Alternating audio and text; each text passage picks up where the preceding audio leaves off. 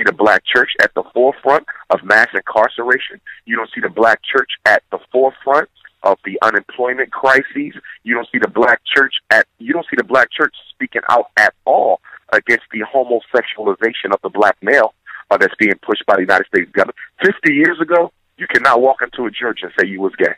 50 years ago, there wasn't a black church in America that would tolerate what's going on in America right now. You couldn't find one.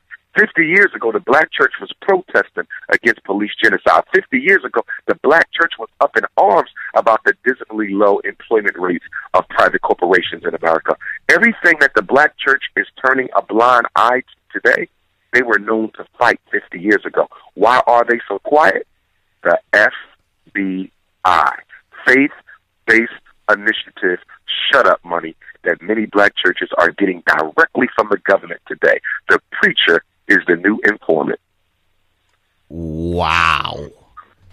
Wow. There's a lot of, we are a faith-based radio station. We're a gospel radio station. And this, ladies and gentlemen, is where my grandmother would say, me true me can, me no call no fall. So if this does not necessarily, reflect you, then you shouldn't be offended by what's being said. But we do know that there is, there is those out there like, tell me what I have my views and opinion on this $60 million plane that a particular pastor asked his community for and received. What's your take on that? Well, that speaks to the exploitative nature of many black churches. And as you said just a second ago, I would reiterate, if the shoe doesn't fit, then it doesn't apply. Mm-hmm. And the shoe doesn't fit for a lot of black churches, but for a lot more black churches, the shoe does fit. Here's my situation. We give the black church every Sunday in America, collectively. Today is Sunday. We give the black church collectively at least $14 million, Black America nationally. $14 million every Sunday. Here's the question that has to be asked. If the black church is getting $14 million every Sunday, and let me clarify, when I say church, I'm not just speaking of Christian. Of course, that is the predominant religion, but that includes the Muslims too. That includes the Jehovah's Witnesses, the Hebrews. I'm speaking of black religion in totality. So for me, church is a collective word, which does not only speak to Christianity. So I want to be clear. We give our religious institutions. When I say church, I'm speaking of all and any religious institutions. If you're getting $14 million every Sunday, why don't we have banks in our neighborhood? $14 million nationally, why we don't have schools? $14 million, we don't have our own supermarkets. $14 million, we don't have a hospital. That is absolutely insane. Any black church, as I said earlier, if you're bringing in $500,000 a year, then you should automatically have a school and a bank. That should be automatic. Now, some churches do have credit unions. Some churches do have schools. But the only problem with those two is for many of the churches that operate a credit union, that credit union is only used to build capital so they can build bigger churches. And then those who have schools, they only limit, many of those churches only limit the opportunity for children to attend who are of the same religious ethos. No black child should be denied an opportunity to get an education at your church's school just because they don't have the same religion that you do. We are family. And that's why as Pan-Africanists, we say race first. African family comes first, not your religion. How do you tell a mother her son can't come to your school because he's not a born-again Christian? That's insane. He's still our son. We may come from different religions, but we are all one family. So for me, I believe the black church has taken far too much from black people's pocketbooks. The black church has taken far too much from black people's pocketbooks and has given too little in return. Any type of church that has that type of money coming in, especially these mega churches that build these $5 and $10 million structures, I mean, you got a $5 million mortgage. You got a $5 million mortgage on a supersized prayer house. $5 million. You're asking your congregation to pay off this mortgage. The mortgage payment goes to a white bank. That's another problem I have with the black church. Most black churches do not have their money in black banks. They have their money in white banks. So that means black people's Jesus money, Black people's Jesus money today, Sunday, the Jesus money we give the church today, is going to go to a white bank tomorrow. That white bank is going to take black people's Jesus money, and they're going to float loans to white racists to come into the same neighborhood where the church is to build mansions, strip malls, college apartments, residential areas for white people to come back into the black community and gentrify it by raising up the tax property value, pushing poor black people out, and ultimately making homeless the same black people whose Jesus money paid for their own ethnic cleansing. So what you're saying is we are instrumental in our execution. The black church is investing in black downfall because all the money that it collects, they give it to a white bank. And the white bank is not investing in black people. The white bank is taking the black church's money and they are investing in white power. So we are actually using Jesus to finance the devil. Wow. Ouch. Ladies and gentlemen, easy. I mean, the way you put it is very clear to be understood. You know, the scripture does say words easy to be understood. And when you put it in the manner in which you put it, all I can say is, ouch. Ladies and gentlemen, you're listening to Dr. Umar, 963 IMG Radio. I want to open up the phone lines, but I don't want to. I want, because I just know, everyone. And let me remind them, if I can, everyone who's listening, Dr. Umar Johnson will be in Brooklyn, New York. Please mark your calendars. Yes. Brooklyn, New York, Friday, June 2nd, Brown Memorial Baptist Church, 52 Gates Avenue. You can go to drumarjohnson.com. drumarjohnson.com. Get your tickets there. You can also go to Prince of Pan-Africanism, and we spell Africa with a K, Prince of Pan-Africanism.eventbrite.com. And you can also reach me at 844-4 Dr. Umar. That's 844-4 DRUMAR. Talking about that, what does it mean? What is the meaning of Pan-Africanism? I can summarize Pan-Africanism into four major principles. Mm-hmm. Principle number one, all African people are members of the same human family.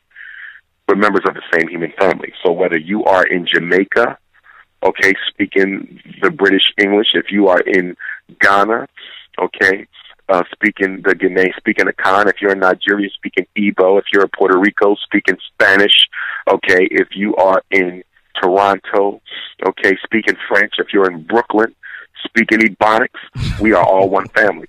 It doesn't matter what religion we belong to. It doesn't matter what color, what shade of brown our skin is. It doesn't matter what God we pray to. It doesn't matter what flag we pledge.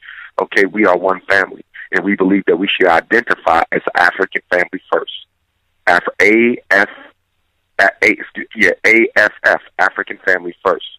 Okay, so that means not only do we see ourselves as a family, international African family, we identify on the level of family. So you're not a Christian who happens to be a African.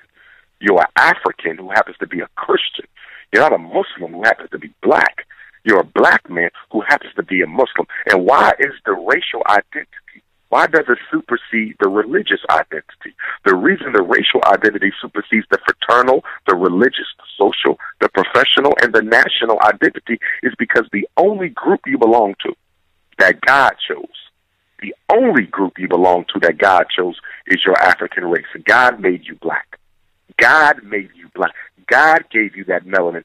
God made you a descendant of Africa. Everything else you choose. You can love the church, but you can leave the church tomorrow. You can love the masjid, but you can leave the masjid tomorrow. You can love being a Mason or an Elk, but you can give up the lodge next week. You can love being a Kappa or a Q or Delta or a Zeta, but you can give that up next week. The only thing you will be from the day you born until the day you die is an African. And that's why we say African family first.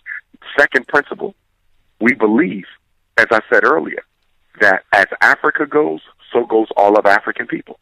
As Africa goes, so goes all of African people. The Honorable Marcus Messiah Garvey said, a strong man is strong everywhere. What did he mean when he said a strong man is strong everywhere? Chinese are strong in Jamaica. Chinese are strong in Brooklyn. Chinese are strong in Canada, strong in the UK. They're strong everywhere. Why? Because China is strong. European Jews are strong wherever you find European Jews. They are never on the underclass. They are never the underclass. Chinese are never the underclass. East Indians are never the underclass. When the last time you seen a homeless Chinese? When the last time you seen a homeless East Indian? When the last time you seen a homeless European Jew? You never see them on the streets homeless because they look after their own. And so we would say, until there is a strong Africa, there will never be a strong Black America. There's a future outside of Africa, but there is no future without Africa. Principle number 3, self-determination in all things. Self-determination in all. What does that mean? That means there is no alien membership in our organizations. There is absolutely no alien membership in our organizations. We say what is to be done for Black people must be done by Black people. What is to be done for Black people must be done by Black people. So there's no alien membership. There's also no alien money. So from a Pan-African nationalist perspective, we would take issue as Garveyites. We would take issue with the Black church taking government money. How can the major vanguard of the Black community, how can the major vanguard of the Black community, the Black church, be getting financed by its oppressor? That is a contradiction of agenda. We don't take any money from outsiders. We do for self. And then the last principle 4, we believe that the Black man should only date and marry the Black woman, and that the Black woman should only date and marry the Black man. So I take issue with Serena Williams, our beautiful sister, marrying that white man. I take issue with Eve, the rapper, marrying that white man. I take issue with Tate Diggs and Charles Barkley and Kobe Bryant and Cuba Gooding Jr. and James Earl Ray and Sidney Poitier. I take issue with them. There's more Black women on the planet Earth than any other population in the world. There's more Black women on Earth than any other population on this planet. If you don't like the American Black woman, go get an African Black woman. If you don't like the African Black woman, go get a Jamaican Black woman. If you don't like the Jamaican Black woman, go and get a Black woman from Canada. Go and get one from the UK. But you have far too many different sisters to choose from for you to be making an excuse that you just so happen to fall in love with a white woman because you can't help it. Black men marry white women because Black men wish they were white men. Wow. Woo! There you have it, dropping the reel right here, 963 IMG, Dr. Umar Johnson. I'm going to take a quick breaks for station identification purposes. And we're going to come back and see, you done dropped it on the church and showed the real as far as church and politics. I didn't know anything about the new FBI. And yes, I have indeed learned something new today. And, I'm going to come back. And when we come back, we're going to find out, more about, we're going to dive into some politics, because, there was a collective, I'm sorry? I didn't say anything. Okay. There was a collective depression that went across the morning after the election, so we're going to talk about some Obama and some Trump and some Hillary and some politics and where's our future? What we see in our near and far future before we wrap up here at noon. And ladies and gentlemen, I didn't take any calls today because we are going to get Dr. Umar back in the very near future. We are going to have all the affiliates of 963 IMG be in on the call, and we are going to have somewhat of a press conference wherein all our internet station brothers and sisters, all 30 of them throughout Europe, here in the United States and the Caribbean, we're all going to come together and we're going to ask the poignant questions of Dr. Umar Johnson. Stay tuned.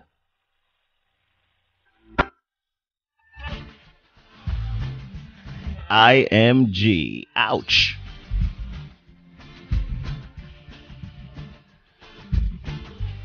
Yeah, we've been vibing for the last, I said 2 hours now. Close to. With Dr. Umar Johnson, the Pan-Africanist, the Prince of Pan-Africanism.